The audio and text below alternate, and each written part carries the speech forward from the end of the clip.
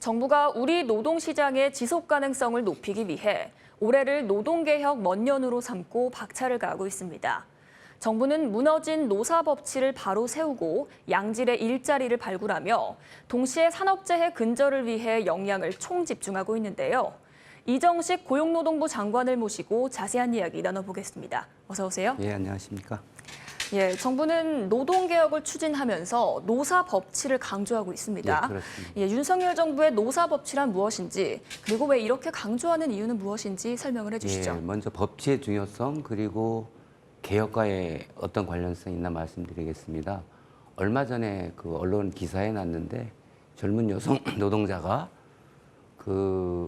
아니 법은 지키라고 있는 거 아닙니까? 이제 뭔가 보니까 이제 임금이 체불돼서 이제 문제 제기를 했던 노동자인데 당연한 거죠. 근데 당연한 게 안 지켜져서 이제 우리가 개혁을 하겠다는 거 중요한 건데 지금 정부에서 하는 것 중에 하나가 5대 이제 불법 비리 노사 부조리를 바로잡겠다 저희들이 하고 있는데 그 중에 하나가 직장 내 괴롭힘 이거 심각하지 않겠습니까? 그리고 일을 시키고 임금을 떼먹고 안 준다. 심각하죠. 예. 그러면 노동조합을 결성해가지고 자주적으로 교섭을 하겠다는데 사용자가 노조를 파괴한다든가 불이익을 주면 안 되겠죠. 그래서 노사 모두 법을 지키게 하는 것이 굉장히 중요한 겁니다. 특히 아까 임금체불이나 괴롭힘이라든가 이런 것들 보면 알겠지만 법을 지키면 약자들이 보호를 받는 것이고 그리고 불필요한 사회적 갈등 비용을 줄이는 그런 역할을 하는 것이 법치입니다. 개혁하고 어떤 관련성이 있느냐. 지금 개혁 원년이라고 했는데 이 노동개혁은 세 가지로 나눌 수가 있어요. 하나는 이제 의식과 관행 그리고 제도를 바꾸겠다 이렇게 볼 수 있는 게 있어요. 그러니까 의식과 관행을 제도를 바꿔놨는데 그걸 안 지킨다. 그러면 그 바꾸나 마나 하지 않겠어요. 그렇게 이제 세 가지를 볼 수 있고 또 하나는 노동시장 노동개혁은 세 가지로 볼 수 있는 게 뭐냐면 노사관계를 서로 막 투쟁하고 실력 행사하고 법을 무시하고 하는 그런 게 아니라 대화와 타협을 통해서 서로 상생과 연대를 지향한다.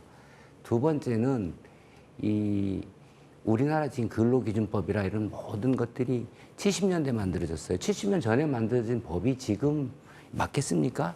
노사 모두 너무 불편하다, 안 맞는다 그러고 있어요. 그래서 규범을 현대화하고 글로벌 스탠다드에 맞추겠다. 이 목적은 뭐냐? 세 번째는 우리나라 이중구조가 심한데 비슷한 일을 해도 대기업에 가면 100만 원을 받는데 예컨대 중소기업에 그 비정규직이다 그러면 뭐 50만 원도 못 받는다. 이건 불합리하고 부당하잖아요.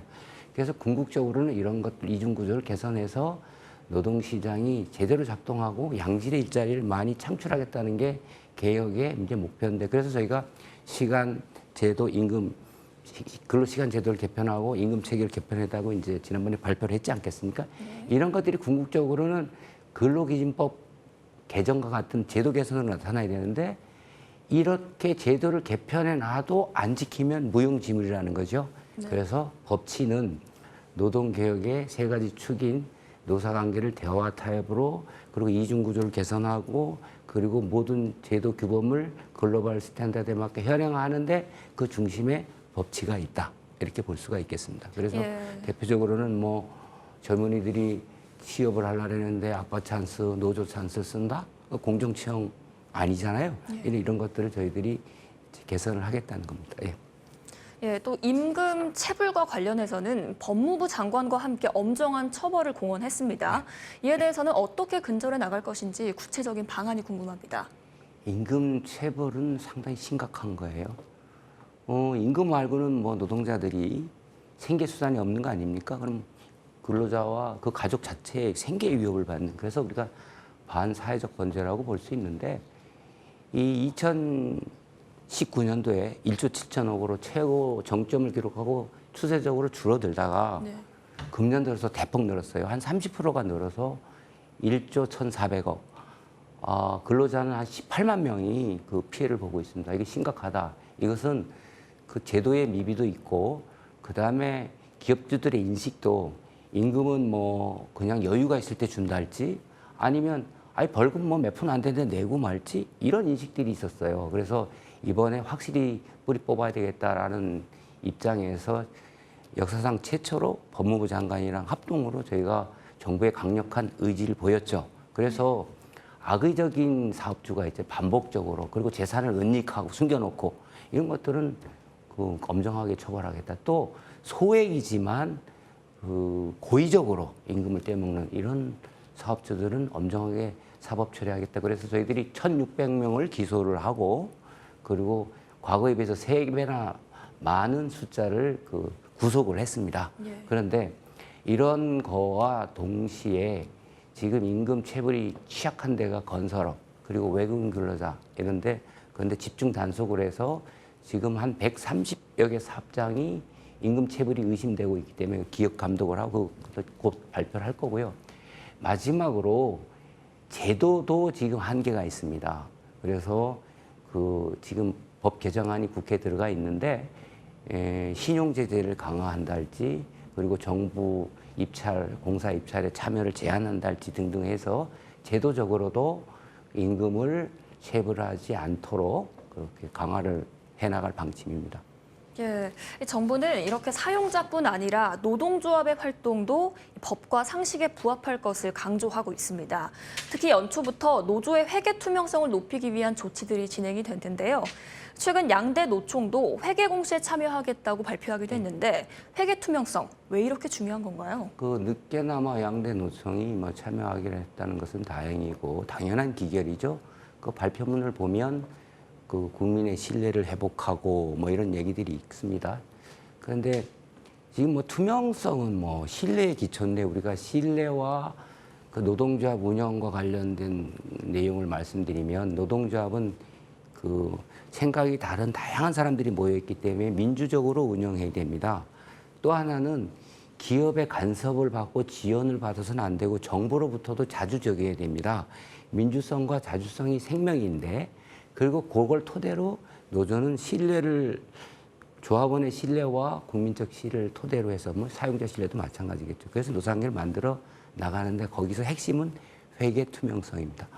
회계가 투명해야 조합원들이 볼 때 내가 낸 돈이 어떻게 쓰이는지를 알 수 있는 거죠. 네. 그리고 누가 잘하는지. 그러니까 지금은 우리 기업을 뛰어넘어서 전국 단위 노조도 있고 상급 노조도 있어서 그걸 선택을 할 수가 있는데 어디가 잘하는지 보려면 회계를 보면 알 수가 있거든요. 그래서 이제 이 세계적인 추세고 뭐 요새 ESG 경영도 나오지만 투명성 그렇게 중요한 거 당연하고 신뢰의 기초고 민주성과 자주성을 뒷받침한다고 볼 수 있다. 그리고 조합원의 선택권을 보장한다, 알 권리를 보장한다 할 수 있는데 그동안에 우리 상황은 어땠냐면 그러니까 제도적으로도 미비돼 있고 있는 제도도 노사 자율이라는 이름으로 방치돼 있었습니다. 그러니까 이제 조합원을 위해서 노조에서는 매 회계연도마다 결산을 하고 결산 결과, 운영 결과를 조합원이 잘 볼 수 있는데 비치하고 3년간 보존하게 돼 있어요. 그리고 회계 감사를 해야 되는데 깜깜이 회계인 거예요. 이렇게 되다 보니까 횡령, 배임 등등 비리가 있어서 노동조합에 대한 조합원의 불신, 국민의 불신이 심해졌고 그게 노사 갈등으로 그게 모두가 피해자가 되는 겁니다. 여기서 더 나아가서 지금 세액공제라 그래서 그 지금 공익법인에 대해서는 세액공제를 해줍니다. 국민의 세금을 통해서 공익활동을 지원해주는데 노동조합은 예외적으로 그냥 지원을 해줬어요. 그런데 다른 데와 형평성에 맞게 국민의 세금이 들어갔으니까 국민들에게 알 권리가 있잖아요. 그래서 투명하고 공정하게 노조를 운영할 때 세액공제를 해주겠다라는 것을 금년 10월 1일부터 저희들이 시행을 하는 건데 그걸 이제 양대 노총이 하겠다고 하는 것이고 그래서 많은 노조들이 참여를 할 것으로 보고 저희들은 그분들이 참여를 편하게 할 수 있도록 교육도 하고 많은 컨설팅도 하고 많은 지원을 해 나갈 것이고 빠른 시일 내에 회계 공시 제도가 도입되도록 정착되도록 지원을 해 나갈 방침입니다. 네. 한편 어제 국정감사에서 산재를 이유로 이 거액의 보험금을 부당 수령하는 이른바 나이론 환자가 급증하고 있다. 이런 지적이 나왔는데요. 이에 대해서도 조치가 필요한 것으로 보이는데요. 그렇습니다. 저는 깜짝 놀랐습니다.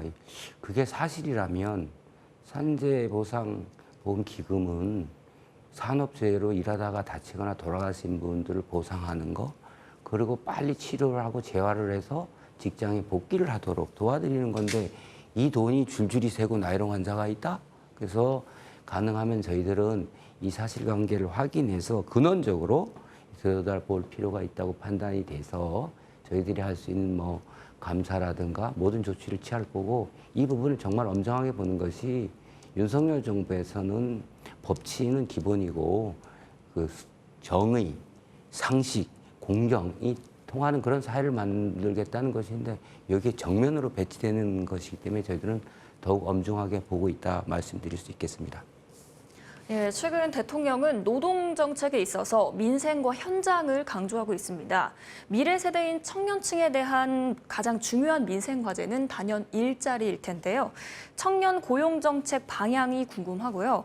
그리고 또 최근에 일 경험 사업 현장에 직접 방문을 하셨는데 현장의 목소리는 어땠는지 궁금합니다. 그렇습니다. 이 현장에 답이 있다는 말들을 많이 합니다. 근데 저희들은 참 현장을 많이 다녔습니다. 특히 민생 현장이 일단 일자리 문제, 임금 체불 문제, 뭐 괴롭힘 이런 것도 있지만 또 안 죽고 안 다쳐야 되니까 그래서 한참 더울 때 저희들은 거의 일주일에 뭐 몇 번씩 현장에 갔는데 그래서 2018년에 엄청 더웠거든요. 그때 온열 질환으로 12분이 돌아가셨는데 올해는 대폭 줄어서 3분, 4분 정도가 이렇게 집계가 되는데 다행스러운데 마찬가지로 일자리 현장을 저희들이 찾아갔었고 앞으로도 계속 갈 건데 노동개혁의 궁극적인 목표도 그 청년들에게 보다 나은 일자리 기회를 주겠다는 것일 수 있습니다.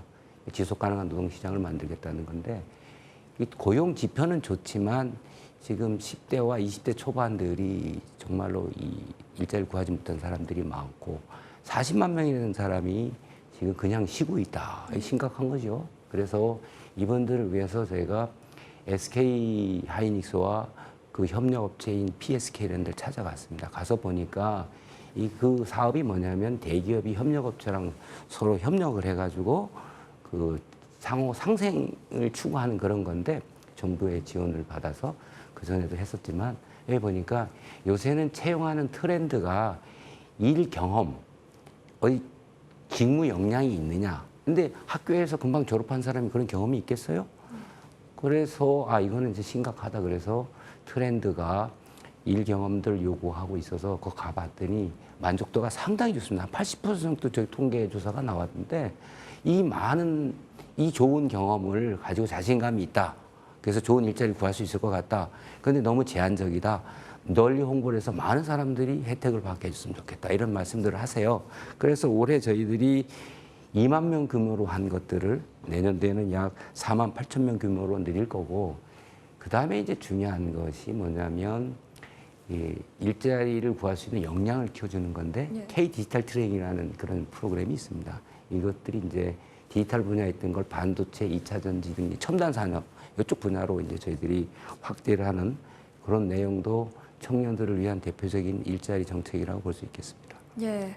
그리고 고용노동부 국정과제 1번이 산업재해 예방인데 일터의 안전 어떻게 개선해 나갈 계획인가요? 지금 우리나라가 중대재해가 지금 세계에서 톱 수준인데 참 안타까운 일이죠. 그래서 고용노동부의 그 우선 국정과제 첫 번째가 바로 일하다가 안 죽고 안 다치게 하겠다는 것이고 이것은 역대 정부에서 최초로 시도되는 것입니다. 그래서 지난해 11월 달에 저희가 중대재해를 획기적으로 줄이겠다. 지금 OECD 평균 수준으로 줄이겠다는 것인데 지금 세계 4위인데 그런 목표를 가지고 중대재해 감축 로드맵을 발표한 바가 있습니다. 그 계획에 따라서 지금 착착 하나씩 제도도 개선하고 중소기업은 어려운데 지원도 하고 그러는데 제일 중요한 게 가장 중요한 게 생명은 무엇보다도 바꿀 수 없는 소중한 가치다라는 생각을 가져야 되고 두 번째는 그렇게 하기 위해서는 CEO가 그런 확고한 의지를 가지고 안전 투자를 해야 됩니다. 그런데 이것이 시스템으로 작동하기 위해서는 안전 보건을 확보할 수 있는 그런 체계를 구축을 해야 되는데 그 핵심에 뭐가 있느냐면 위험성 평가라는 게 있습니다. 그러니까 현장을 제일 잘하는 사람은 누구겠어요? 일하는 사람이잖아요. 일하는 사람들이 이건 위험하다. 그래서 그 위험하니까 우리 일하면 안 되겠다. 그러면 이 위험을 어떻게 제거할까? 위험을 제거하고 안전한 상태에서 일을 할 수 있도록 하는 것이 이제 위험성 평가인데 금년 5월 달에 저희가 위험성 평가가 너무 어렵다 그래서 쉽게 더 많이 위험성 평가를 토대로 해서 노동자들이 참여를 해서 함께 노사가 힘을 합쳐서 위험 요인을 제거하고 안전하게 일할 수 있게 하고 그다음에 중소기업이라든가 이 영세기업이라든가 이런 데는 하고 싶어도 사람도 없고 돈도 없고 방법도 몰라서 못하는 경우가 있는데 저희들이 예산을 그 긴축하고 재정 건전성을 추구하는 그런 가운데서도 그런 중소기업이나 어려운 기업들을 지원하는 예산을 대폭 늘렸습니다. 그런데 그것뿐만 아니라 중요한 것은 국민 전체적으로도 그 안전 문화를 안전이 중요하다는 그런 것들을 내면할 게 필요해요. 그래서 또 캠페인도 그 시민사회단체랑 하고 있고요. 마지막으로 지금 중대재해처벌법이 시행되고 있는데 사고가 난 그런 사업자들은 저희들이 엄중 처벌하고 무관용 원칙으로 저희들이 대응을 하고 있는데 최근에 그 중대재해가 다발한 대형 건설사 롯데, 현대, 대우건설 같은 전국의 시공 현장 330군데를 저희가 전수 감독을 하고 있다. 이렇게 말씀드릴 수 있겠습니다. 예, 알겠습니다. 지금까지 이정식 고용노동부 장관과 고용부 정책 전반에 대해서 이야기 나눠봤습니다. 오늘 말씀 잘 들었습니다. 네, 감사합니다.